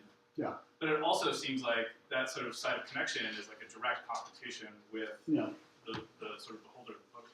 I mean, this is something that we talked a little bit about in the seminar that Walter referred to in the beginning last time, and indeed, I think there is a huge, and roughly put, it's a shift from being a modernist to being a realist, is the way to put it in kind of our historical categories. And it's an abandonment of that old modernist principle. So one of the ways that plays out in the portraits, if you know Strand's early portraits from the 1910s, for example, his portrait of the woman with the signs of lying on her Right, yeah, I cup, know that one. right, famous picture, super influential, across the world in all sorts of different ways, right? And of course, the thing about that picture is there is no encounter, right, between him and the blind woman, right? And that encounter is by design thwarted, right? And so this is trying to do something very different. And this becomes very self-conscious for him in the 1930s when he's in Mexico, right? And what really the breakthrough point, I think, for him, and some of this is speculation, of course, but my sense of the breakthrough point for him was that he suddenly realized, had the feeling of what it's like to work for a state, right? Because in 1933 and 34, he was the director of the Office of Film and Photography for the Mexican state. And that experience produced in him a new way of thinking about the world that was about things like parliamentarianism. I mean, it was about a kind of collective process whereby you debate things. It's about the bourgeois public sphere, and trying to produce that through his photographs, create the conditions of possibility. But more than that, actually the most important thing, I think, is that what he's trying to do is see the desire for that form of government in us. Roughly put, I think he wants to say something like communism or socialism or democracy or something along those lines is innate in us. We desire sociality, we desire freedom, we desire to work together to create freedom, but that is part of who we are, that's part of what we experience in love, it's part of what we experience in friendships, right? And to give expression to that in a way that was understood to be directly political. The way one of the things I didn't say about these pictures is that they're all from book projects that are done in the name of individual states, right? So he's got a book on France, he's got a book on Italy, he's got a movie on the US, he's got a book on Ghana, a book on Egypt, a book on Morocco that never got made, right? And in each case, he's functioning as something like a propagandist, right? So he was brought in to Ghana by Nkrumah to make a book of photographs. So he's a state-paid propagandist. right? But the kind of propaganda he produces is like this, right? He's got one picture of Nkrumah, and Nkrumah looks just like everybody else, right? And has that same integrity, that same intensity, right? That same, so looking to an ideal, making a demand of an ideal that they all have. So I think that's totally different from the early work. In his early work, there's not only the blind woman and everything else. The other pictures he took with a trick camera, so he didn't have to actually face the person. Camera pointing out to the side 90 degrees. And even into the late 20s, he's still using that kind of trick photography to do portraits. And then in the 30s, it starts to shift, right? With his gig for the state. This is sort of nitpicky and difficult to articulate, but I want to bring it up right now, especially because I think the stakes that are behind it are so important in this current moment. What I think I see in this sort of critique of what's on the right side of the screen, what really resonates is a call for not to reject the solidarity, the love, these things that you've been talking about, that sort of do get rejected or at least sort of repressed in that image on the right and everything associated with it, the neoliberal turn. But I think what is implicit and needs to be made more explicit is that within that call for certain kinds of solidarity, certain kinds of love and friendship and things like that, those intimate encounters, what's implicit to solidarity there is a certain degree of sameness, something that is shared. And so with that comes a sort of caution or even a rejection of intersectionality, which is often associated with a sort of rigid individualism. Or just cultural difference.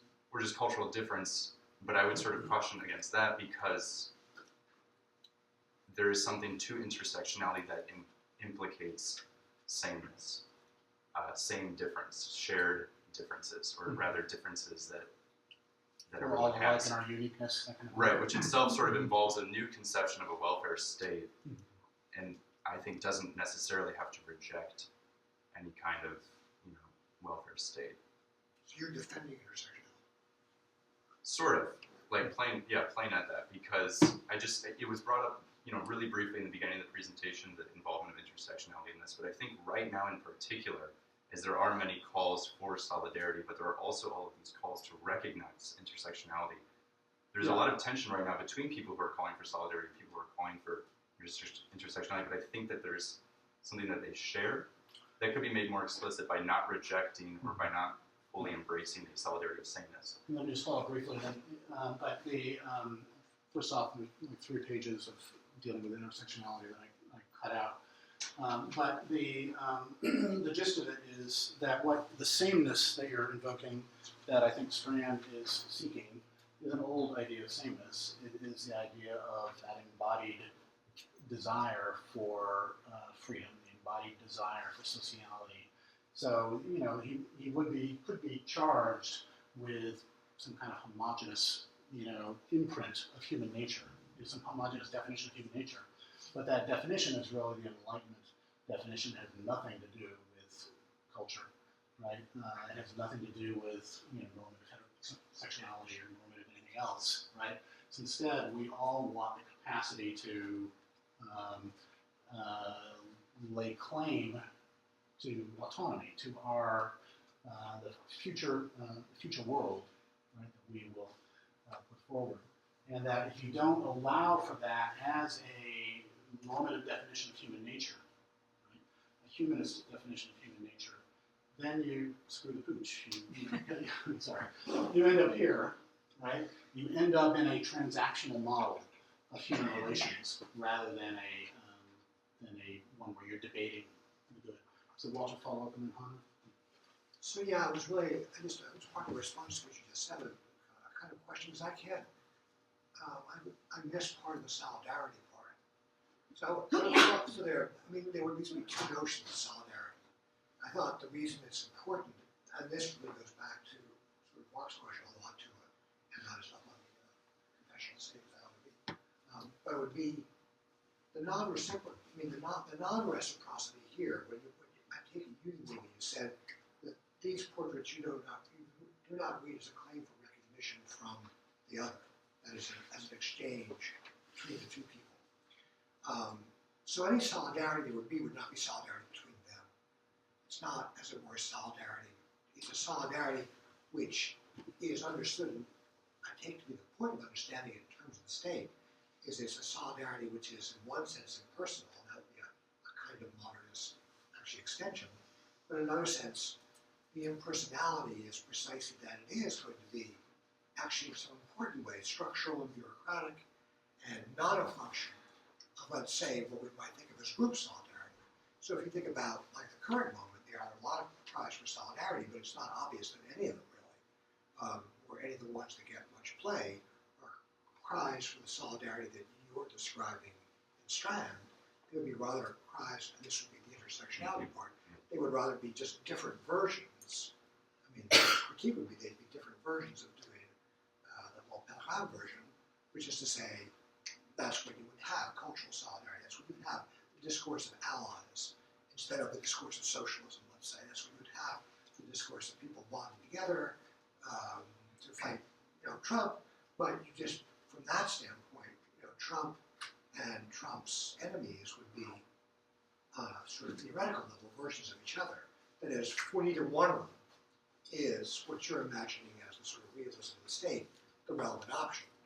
So is that right? I mean, where does and that's what the thing I would say about that is that's why I do like bridle a bit of the continuum. You do like what, sir? Bridle a bit that love Yeah.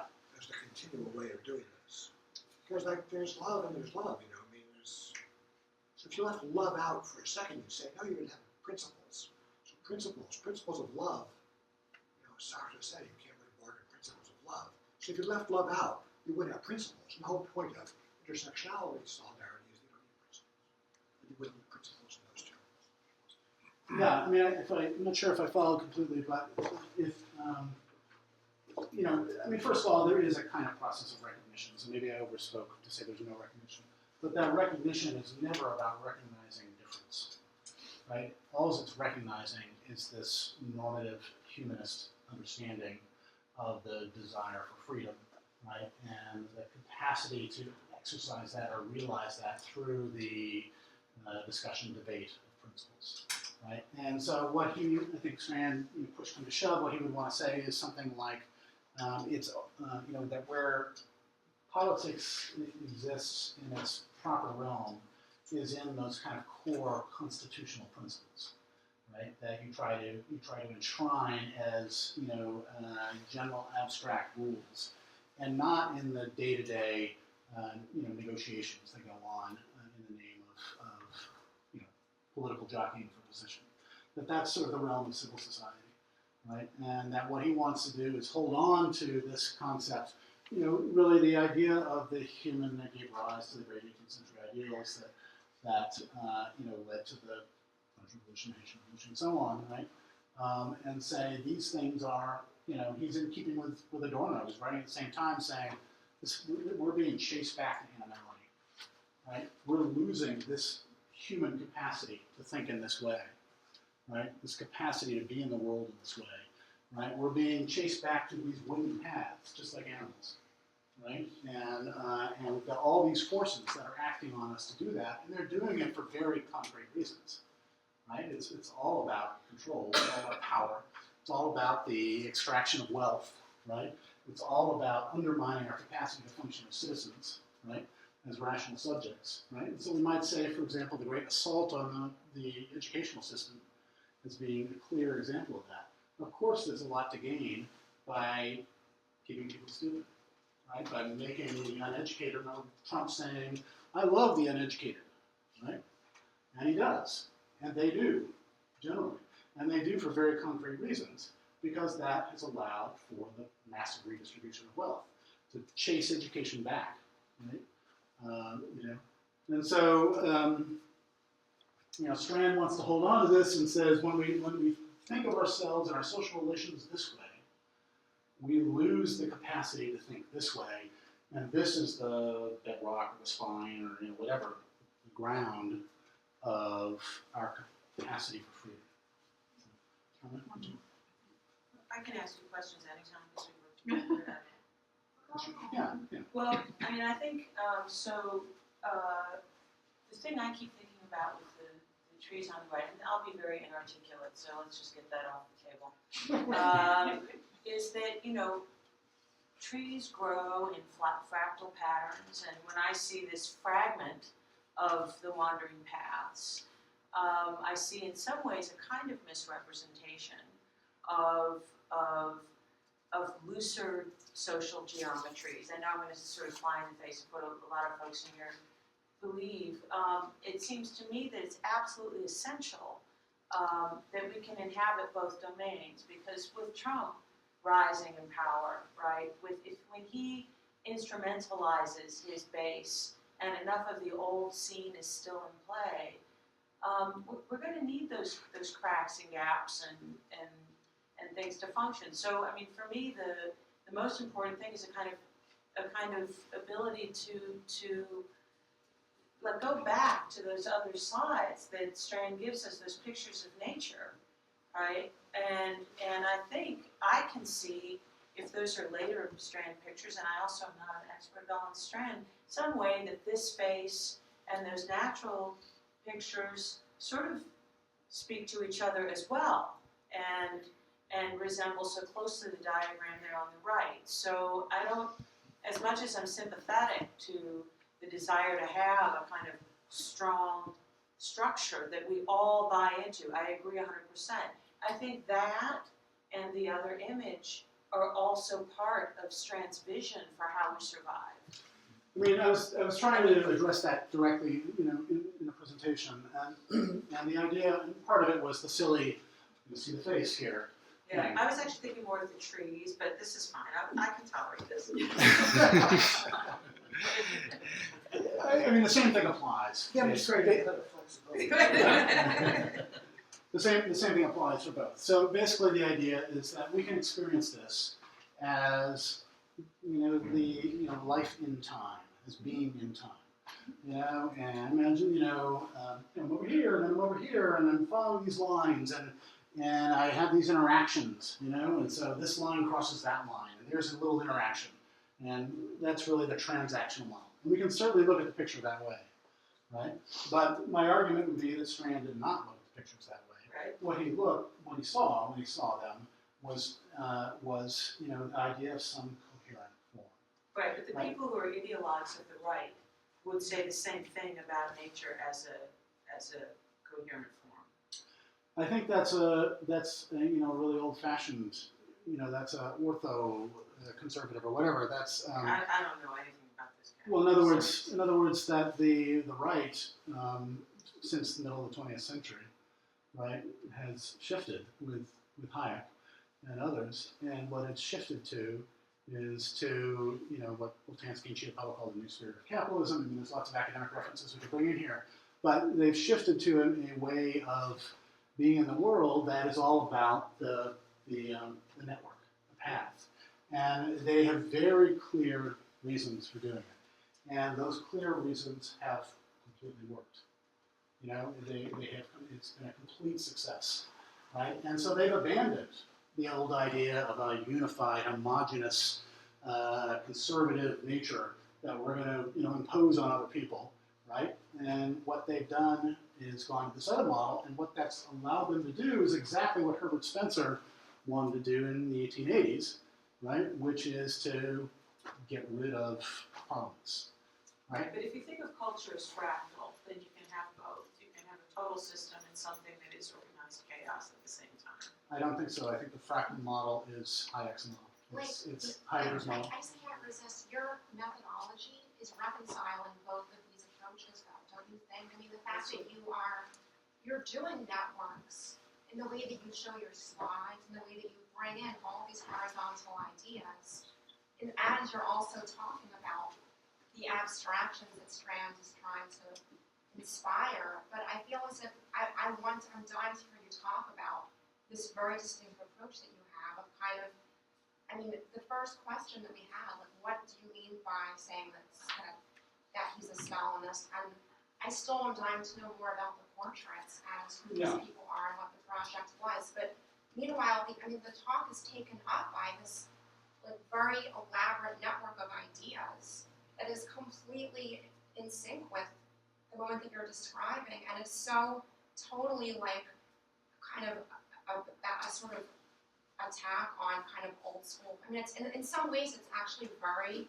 redolent of Panofsky and a kind of taking the detail and sort of turning it into this wondrous maze, this labyrinth of like ideas. But it's also, it's also in some ways very, of course, like technologically anti-Panofsky and anti kind of coherence that he has. So Well, I would. I'm sorry, I just totally took away the last question without. Yeah. I just wanted to hear you sort of. Yeah. No, thank you for the question, Nina. But I think the one part that I would disagree with is that somehow this is different from Panofsky. So if you think about perspective as symbolic form, probably the best known essay now, right? And of course, that's all about thinking about form in the same way that I was thinking about the two different formal models on work here, right? The network and the coherent form, right? And that and it's all about bringing all these sort of philosophical and political and contextual things to bear in order to, it was very much something written in 1927. It was very much part of his day in a very self-conscious way, like my references to Trump and so on. So I think that, I think what I'm doing is being very much in keeping with Panofsky's model. One other thing I'll say about that is that it's also, for Panofsky, as for myself, that what allows it to not be fractal, what allows it to not be networking, is the effort to distill a coherent critical position based on a concept of human nature, and based on historical understanding, and saying something like, our human nature is being travestied. It's being taken away from us, right? And these are the forums that are doing it, right? And so that then brings the whole project. You take these different elements, like you do with any kind of presentation, different words, different pictures, and you bring them together, right, into a coherent whole as an argument, and then it doesn't end up being fractal. Maybe one more question. Yeah. Well, I think actually, yes. Trying to kind of remember my question now. I have two questions. The first one's technical, and the second one's kind of more practical question. No.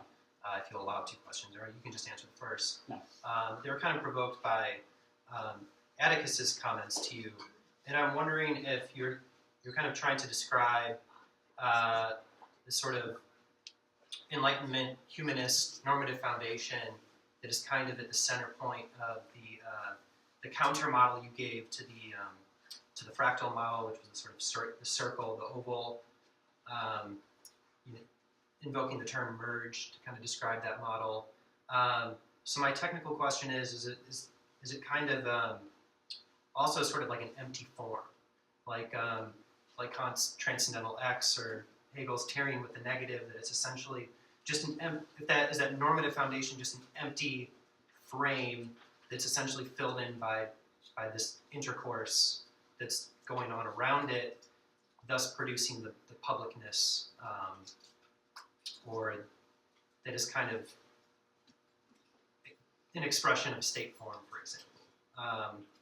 And then, my sort of second question to that is, what would be like the practical example of that, other than like, what happens in the seminar room? What would be like a political example that, is perhaps buttressing this idea of merge? No, great. So, I think one way to think of it is, one academic way into it is through Badiou's set theory, for example, where it basically says, okay, you have this set, and this set is defined historically, right?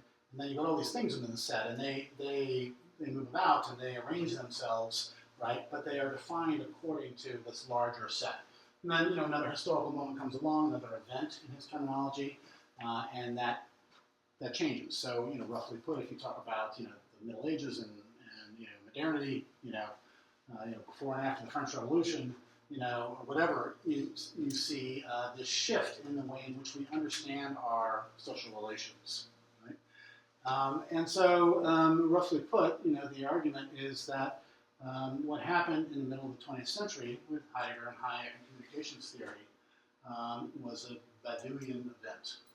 And that event realigned how we relate to each other, right? And it made us think of our relations with each other in fractal terms, right? In network terms, in wooden path terms, right? Instead of thinking of ourselves in the tennis court oath model, right? And so what gets lost then is, the old unity, and it's replaced by a new unity. The old unity was something like politics or the public sphere or something along those lines as an ideal, right? And the new unity, of course, drops that out, and what we have is the unity of the flow of money, right? The unity of the marketplace, right? And that, of course, was the great dream of people like Herbert Spencer. It's a great dream, already. I mean, there's a long liberal tradition that produces that, right? So it wasn't like it was a brand new idea, but there was a shift in the consensus, right? And that's what we now call neoliberalism. I'm not a neoliberal, though. No. Well, I think That's that's not it's an unfortunate word. No, I would disagree because I would say we all. I think we need to make a shift, and we can reconfigure ourselves outside and have. Thank you. Thank you.